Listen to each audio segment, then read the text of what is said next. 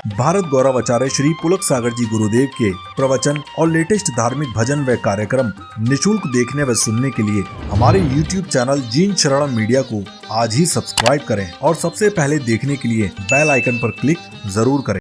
ये हिंदुस्तानी बहुत आगे बढ़ रहे हैं, अब हमें संभल करके रहना पड़ेगा, ध्यान रखिए। परमाणु विस्फोट हुआ, अमेरिका ने पाबंदी लगा दी। हम भारत को मुद्रा नहीं देंगे, हम भारत को वीजा नहीं देंगे, हम भारत को उपकरण नहीं देंगे, मत दो। अटल जी ने कहा हम तो अटल रहेंगे, चाहे तुम्हें देना हो तो दो और नहीं देना तो मत दीजिए। पाबंदी लगा दी 3 चीजों पर कि हम तुम्हें पैसा नहीं देंगे, उपकरण नहीं देंगे, वीजा नहीं देंगे। अटल ने कहा कोई बात नहीं, ठीक है मत दो। ज्यादा देर नहीं लग सका पाबंदी। जब खाड़ी युद्ध हुआ इस अमेरिका को वीजा भी देना पड़ा, उपकरण भी देना पड़े, पैसा भी देना पड़ा। 80,000 सैनिक मेरे हिंदुस्तान से वहां बुलाए जाते हैं। यदि 80,000 सैनिक नहीं जाते तो एक बात ध्यान रखिए, अमेरिका को जलियान बनाना तो आता है, चलाना तो मेरे हिंदुस्तान के सैनिकों को आता है, ध्यान रखिए। भारत से बुलाए गए थे 80,000 सैनिक, द्वार खोलना पड़े अमेरिका को, ध्यान रखिए। मान्यवर अमेरिका दादा है, दादा बन रहा है पूरे देश में, दुनिया का।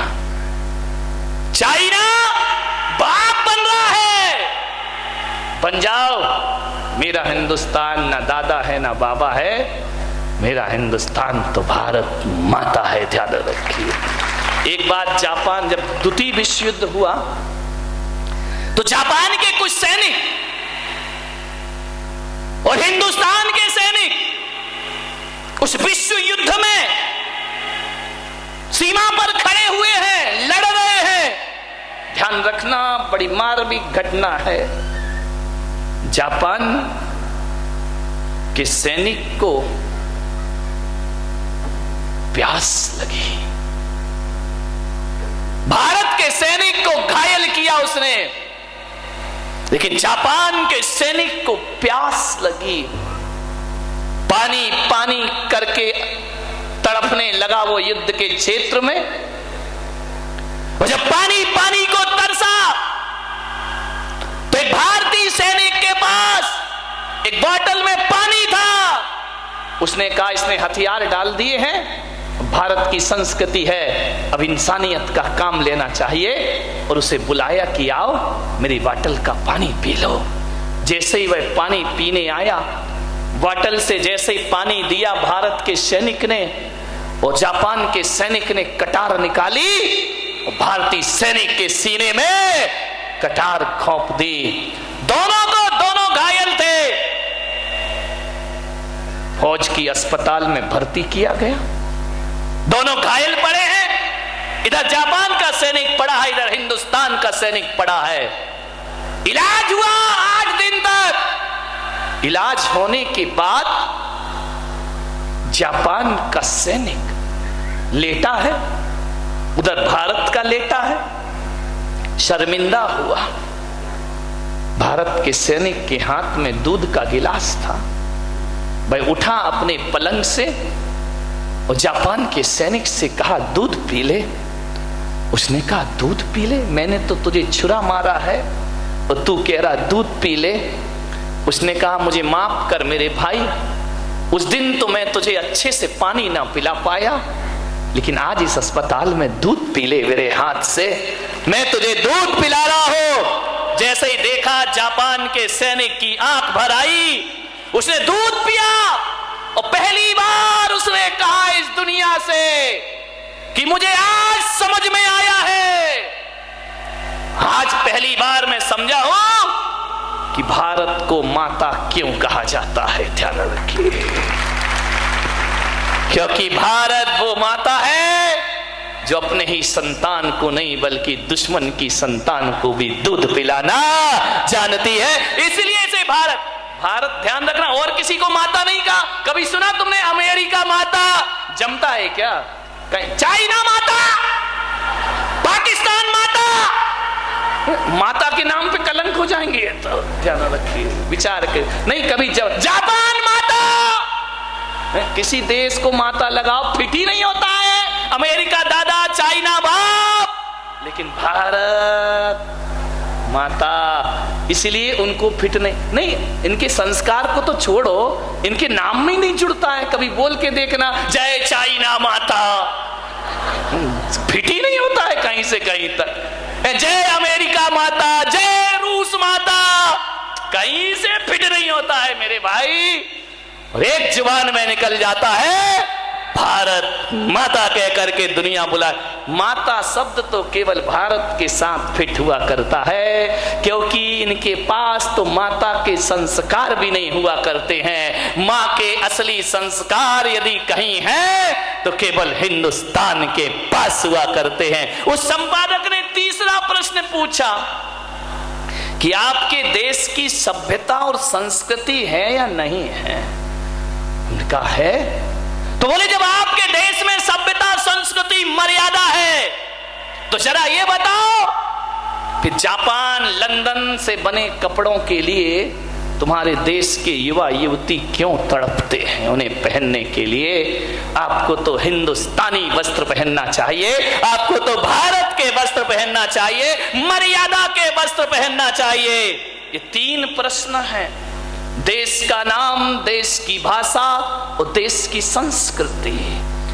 आज 70 साल से इन प्रश्नों का कोई उत्तर नहीं मिला। ध्यान रखिए, क्यों हम विदेशी वस्त्रों की तरफ भागते हैं? विचार करिए आप। आपसे निवेदन है, इंदिरा नूई कोका कोला और पेप्सी की मालिक है। वो जब अमेरिका गई इंटरव्यू देने के लिए, उन्हें बुलाया गया, तो जब उन्होंने इंटरव्यू दिया तो उनसे पूछा गया, इस साड़ी पहनकर आप आई हैं, क्या ये इसमें आप यहां पे सर्विस करेंगी? उसने कहा अमेरिका से, क्यों, इसमें क्या दिक्कत है आपको? बोले साड़ी में, इस ड्रेस में, ये ड्रेस कोड है आपका। उन्होंने कहा ये ड्रेस कोड नहीं है, ये मेरी भारत की शान है, आन है और बान है। ध्यान रखिए। उसने कहा कि आप ये पहन के सर्विस करेंगी? बोले अवश्य करूंगी, लेकिन मुझे ये नहीं मालूम था मेरे देश में कपड़े देखकर नौकरी नहीं मिलती, मेरे देश में काबिलियत देख करके नौकरी मिला करती है। आप मेरी काबिलियत देखिए, कपड़े क्या देखा करते हो? विचार करिए। आज भी उनका ऑफिस अमेरिका में है और आज भी उस इंदिरा नूई ने एक संकल्प कर रखा है कि मेरे ऑफिस में प्रवेश करने से पहले जूते चप्पल आपको बाहर उतारना पड़ेंगे, अंदर उतारने की इजाजत नहीं मिलेगी। आज भी साड़ी पहना करती है। साड़ी एक मर्यादा हुआ करती है। ध्यान मानिए। स्वामी विवेकानंद विदेश गए, लोगों ने कहा ए जेंटलमैन, ये क्या पहने हो भगवा? ये कोई ड्रेस है तुम्हारी? ये तुम्हारा स्टेटस है? ये अमेरिका है। स्वामी विवेकानंद ने कहा मुझे आज समझ में आया कि अमेरिका का स्टैंडर्ड, अमेरिका का स्टेटस 2 कौड़ी का दर्जी बनाता है। हमारे यहाँ तो चारित्र स्टेटस बनाता है, हमारे यहाँ तो व्यवहार और आचरण से जीवन का स्टैंडर्ड बनता है। 2 कौड़ी का दर्जी बनाएगा। ध्यान रखिए। एक बार क्या हुआ, स्वामी विवेकानंद अमेरिका पहुंचे, बहुत बड़े संत हुए हिंदू परंपरा में। जैसे ही वह पहुंचे अमेरिका तो किसी ने उन पे व्यंग्य किया कि भारत कितना पिछड़ा है, भारत कितना पिछड़ा है। आज भी भारत की महिलाएं आदमी के पीछे पीछे चला करते हैं। शादी होती है तो दूल्हा आगे दुल्हन पीछे होती, बस उसी समय, बाकी तो फिर तुम ही पीछे पड़े रहते। विचार करिए। बोले हमारे भारत, हमारे अमेरिका में देखो कितनी स्वतंत्रता है।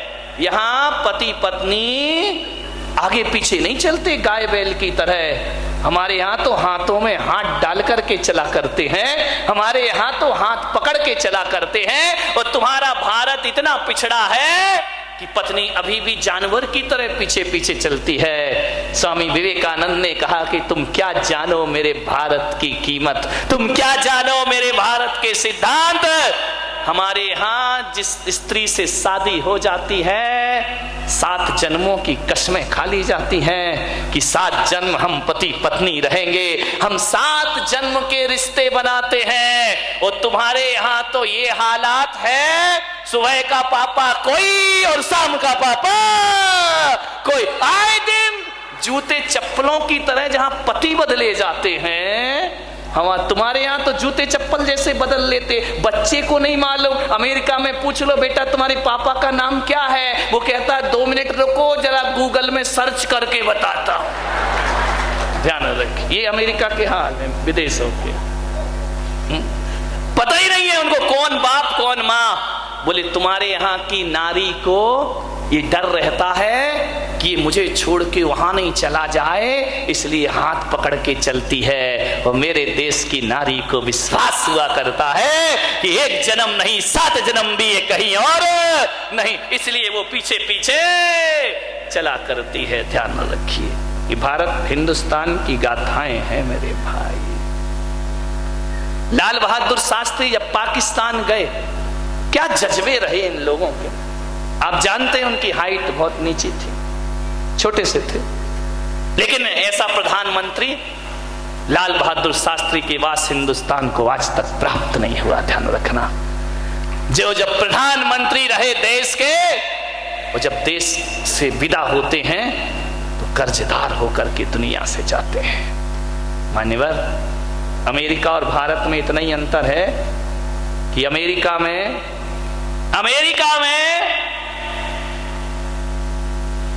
बुजुर्ग पेंशन लेते हैं, युवा राज करते हैं, और भारत में बुजुर्ग नेता बनते हैं, युवा टेंशन लेते हैं। ध्यान रखें, और कुछ नहीं हुआ करता है।